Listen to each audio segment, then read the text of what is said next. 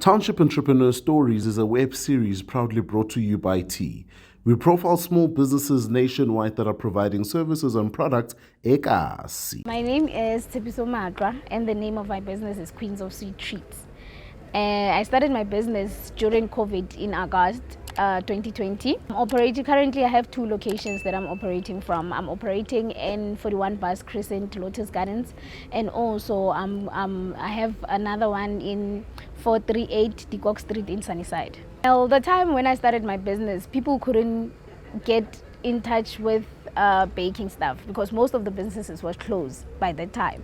So I saw an opportunity for myself to start baking cakes, start making those muffins and makuenya because people couldn't have access to those little things.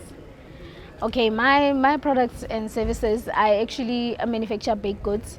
Also, I offer catering services.